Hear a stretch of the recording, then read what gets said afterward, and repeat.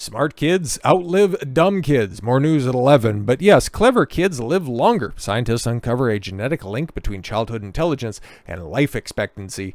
Yeah, I think that's fairly obvious, but what have they discovered? It's a puzzle that's plagued scientists for years. Has it really?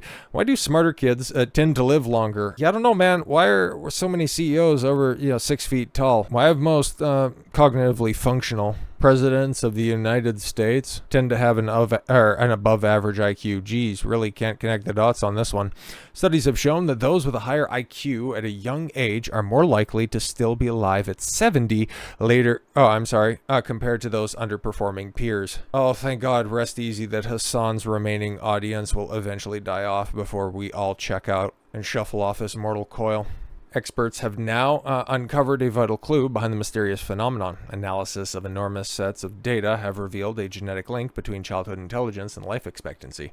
A team from the University of Edinburgh said their findings represent a crucial advance in understanding why more intelligent children tend to live longer lives. But if you had bad grades at school, fear not, as longevity isn't down to genetics. It doesn't mean that this link is inevitable. Dr. David Hill, one of the study's authors, told Daily Mail, it's kind of like the advancement in modern medicine. If you're too stupid to differentiate a knife block and a power outlet, don't worry, man. We got all the technology. We can rebuild you. It's just a damn shame about your stupidity.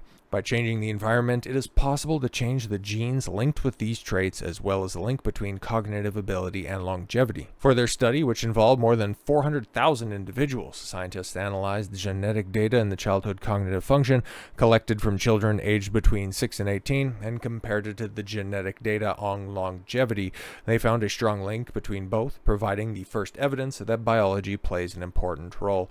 There's a number of different reasons as to why this could be. One reason is that the higher levels of cognitive ability as a child results in a greater level of education achievement, which in turn leads to a better access to environments conducive of good health. Second hypothesis is that the idea that the genetic variants that associated with the higher level of cognitive ability in childhood do so as they lead to a development of the body and brain more capable of withstanding environmental insults. He warned that the link that they found does not mean that the only thing that matters to living a long life is healthy genetics. However, writing in the journal Genomic Psychiatry, the team said identifying at-risk individuals early could allow for targeted interventions to help them live longer. And findings suggest that benefits of being smart as a child may extend far beyond academic achievement. Yeah, because just because you're good at school doesn't necessarily mean that you're smart.